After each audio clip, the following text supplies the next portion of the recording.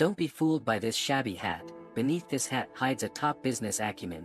This little black boy named Bernard is a shoe-shining boy, but pay attention, he chooses to set up his stall in front of the bank intentionally so that his customers are all rich white people. He doesn't care about the little money earned by shining shoes. He works slowly so he can hear the financial secrets white people are talking about while they wait. As soon as they leave, the little boy would write it down in a notebook. All he really wants is the valuable financial knowledge he heard from them. From a very young age, he knows that his lifelong dream is to become a banker. This is Texas in 1939, a place where black people are oppressed by severe discrimination. His father tells him sadly that his dream is impossible, but Bernard's eyes show determination against all odds. 15 years later, the grown-up boy moves to Los Angeles with his wife, Eunice, and children. The racial discrimination here is not as serious as in his home, so he decides to start his business here. The family of 3 has to live in a dilapidated utility room of one of his relatives. Still, Bernard promises his wife that they will move out soon. He starts as a real estate agent and searches for houses for sale everywhere in the city. Through keen observation, he finds that the black community in Los Angeles is overcrowded, while the white community still has many empty houses. Black people have rental needs and financial strength, but there is no market. This is a great business opportunity for real estate speculation and renting. He sees a white-owned apartment with weeds on the front door, obviously not in very good condition. Still, only he sees the advantage of the house's location, which is adjacent to the black area. He goes to the owner and says that you only rented out half of the apartment, so why don't you sell it to me? I'll give you $30,000 now, and I'll give you another $5,000 when I rent out all the rooms. Although the owner admires his idea, he doesn't want to do risky business. Bernard expresses his understanding. Before leaving, he suddenly glances at the owner's calendar, which shows that it is given by a local bank manager. So an idea comes to his mind. He says goodbye to the owner and goes to the bank directly, where he finds the manager who sent the calendar. The manager's secretary, who discriminates against black people, refuses to introduce him to the manager. He waits for a few hours at the bank door, and when the manager comes out, he stops him immediately. He says, "I know one of your VIP customers, the business I do will benefit him, and I hope you can approve a loan for me." But the bank manager rejects him without thinking. That night, he receives a call from the owner. The owner asks him, "Did you use my name to try to get a loan?" He has no choice but to apologize. Unexpectedly, the owner doesn't blame him but admires his belief that he will not give up until his goal is achieved. The owner decides to guarantee the loan for him, so he gets the first loan in his life from the bank and buys the property. An old white lady has just come home from shopping when she sees a black man at her door. "What are you doing?" she asks with a sharp voice. The black man answers calmly, "I'm renovating the apartment building." The old lady speaks with a mean face, "Workers like you should be careful." Bernard responds, "Don't worry, this is my building, and I will definitely take good care of it." Speechless, the old lady goes home angrily, and the police come soon after. They tell Bernard that an old lady called the police and then ask him if he pretended to be the owner and contradicted her. Unexpectedly, Bernard takes out a copy of the real estate certificate. It turns out that he has foreseen trouble, so he is prepared in advance. The police realize that the house really belongs to him, so they leave in a huff. That night, Bernard returns to the apartment building. The old lady at the door sees him and immediately tells him to get out because it is not the time for renovation. Bernard still replies calmly, "I am not a renovation worker now, I am the owner." The old lady is dumbfounded, and a few days later, she moves out angrily because she doesn't want to live in the same building with black people. As soon as the old lady leaves, Bernard rents out her house to a black lady. Sure enough, the black tenant market is huge, as he has foreseen. The building is quickly filled, and Bernard gives the negotiated follow-up payment to the former owner. The former owner admires Bernard very much and offers to start a business with him. Bernard chooses the house and calculates the income, and the old owner negotiates the transaction and signs the contract. With him in front, white people won't know that they are doing business with black people, and they will split the revenue. Bernard readily agrees. The cooperation between the two goes very smoothly, and they make a lot of money immediately. Bernard also moves from an apartment block to a mansion shortly after, providing a happy life for his beloved family. This is his wisdom: when someone discriminates against him, he will not punch back, because then he will fall into other people's game rules. He wants to play his own rules. Rational, economic, and maximum profit is his ultimate goals. However, life does not always go smoothly, and challenges can arise at any moment. The former owner who works with Bernard is old and frail and dies suddenly a few years later. His equity in the company is inherited by his wife. This woman severely discriminates against black people and doesn't want to cooperate with Bernard. She contemptuously offers to buy Bernard's shares at a very low price, and if he disagrees, she will sue him. In that era, when whites and blacks litigate, who do you think the judge would favor? Bernard is not willing to be treated so unfairly, so he decides to go to court.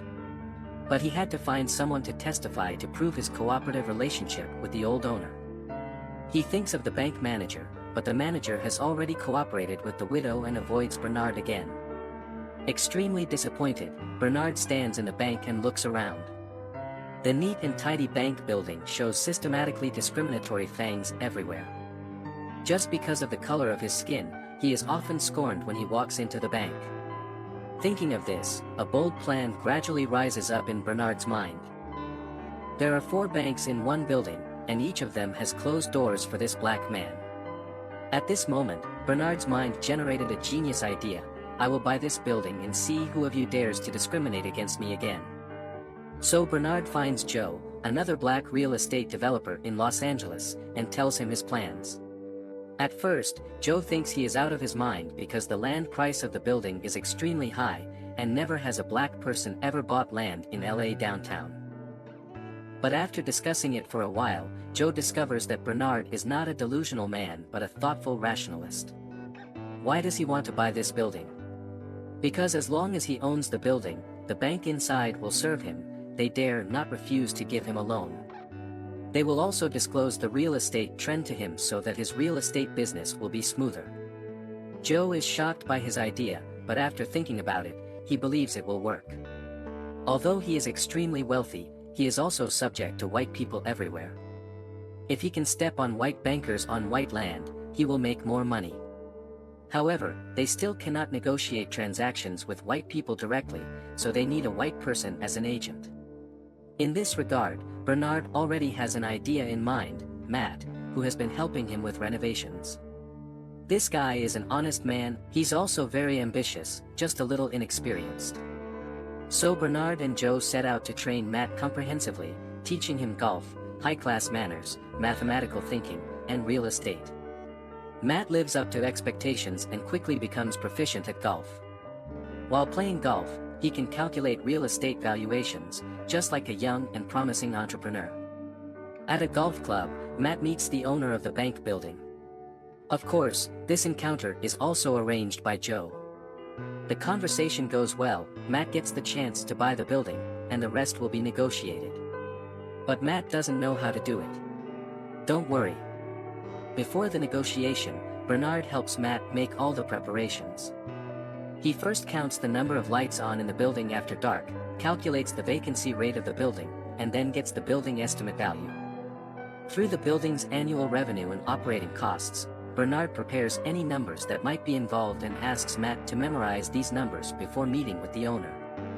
As a result, no matter how the big boss bluffs about his property, Matt is always one step ahead and gives out the exact number, which shocks the big boss. The accountant beside him is also dumbfounded.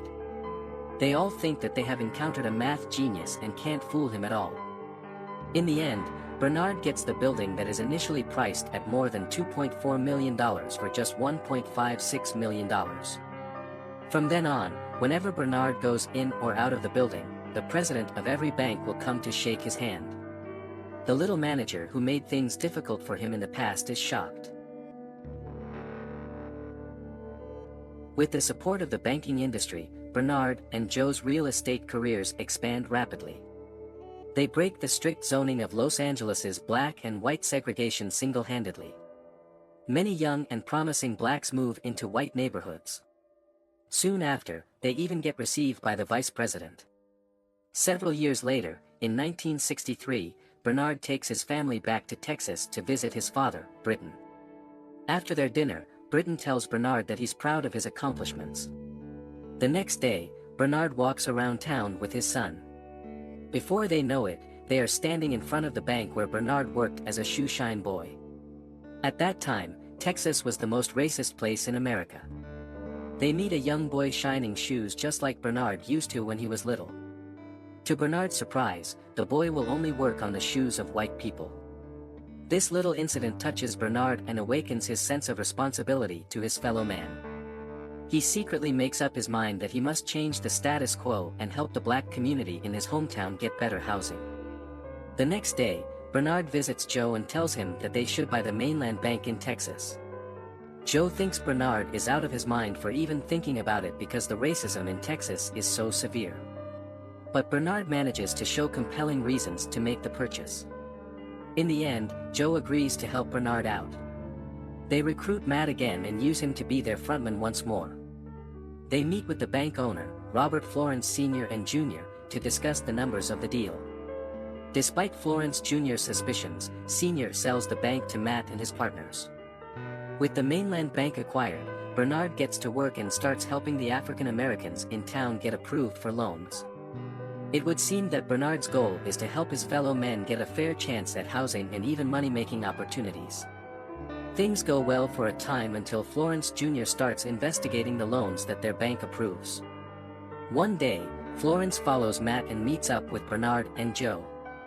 He confronts them about the loans they approved and threatens them with a letter from the U.S. Treasury Department. He says that the department will inspect the bank's operations in 1 month. As Florence Jr. leaves, the guys discuss their next moves. During that time, Matt comes up with a suggestion. He suggests that they buy another bank and transfer the problem loans from Mainland to that bank. They discuss the purchase of the Bank of Marlon Moore, and Bernard says the main problem is overseeing the operations of the bank. In response, Matt suggests that he be allowed to run the new bank. Bernard expresses his discomfort with the idea, but he eventually settles with letting Eunice keep an eye on Matt. In the end, Matt gets to run his bank just like he wanted. The next day, Matt meets up with a lawyer and starts signing loan contracts on his signal. Sometime later, Matt receives a call from Florence Jr. regarding clients that want to withdraw all their money from Mainland. To make matters worse, a federal bank examiner arrives at Marlin. To help Matt, Bernard forces himself to dress up as a janitor so he can get close during the meeting. Unfortunately, it doesn't make a difference since the examiner discovers a critical problem on several loans. Bernard is in disbelief that the absurd loans got approved. Eventually, they learn that it was Florence Jr.'s doing all along. It turns out that while rushing to run his bank, Matt skipped protocols and used a lawyer that Florence recommended. Through that, Florence was able to sneak in the problematic loans. Sometime later, Bernard and Joe tell Matt that the most rational move they can make is to walk away from the Bank of Marlon.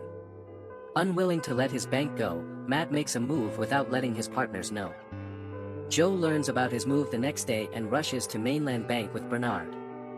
They confront Matt about the loans while Florence watches the spectacle with a proud look on his face. Bernard tells Matt to get their books, but it's too late.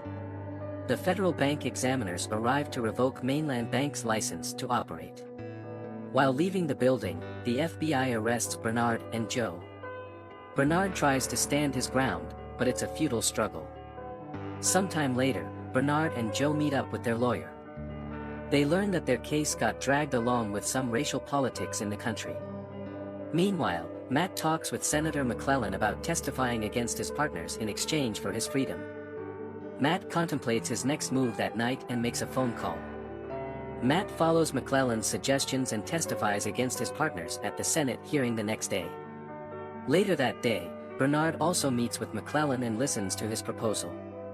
He gives him a choice to take an immunity deal and confirm Matt's testimonies, or Bernard can say whatever he wants and go to jail. In the end, Bernard decides to say the words that have been kept in his heart for years. He talks about racial discrimination in the country. Shortly after that, both Bernard and Joe's fortunes got decimated after the hearing. The two also got sentenced to federal prison. Florence Jr. purchases the mainland bank for a small fraction of the price paid by Bernard and Joe. Meanwhile, Matt Steiner never got charged with any crime. Several years later, Bernard and Joe get out of prison. Eunice finds it strange that the two men seem happy even after losing all their fortune. It turns out that's not the case at all. Joe reveals that they have properties next to each other in the Bahamas. Eunice is in disbelief and asks Bernard how that happened. It turns out that the man Matt called the night before his testimony was Bernard. He told Bernard about the senator's deal and apologized to him. In return, Bernard asked Matt a favor before the government could seize their assets. The movie ends after we learn that Bernard and Joe's residential properties were instrumental to the fight against housing segregation in LA, and they still have two mansions next to each other in Bahamas.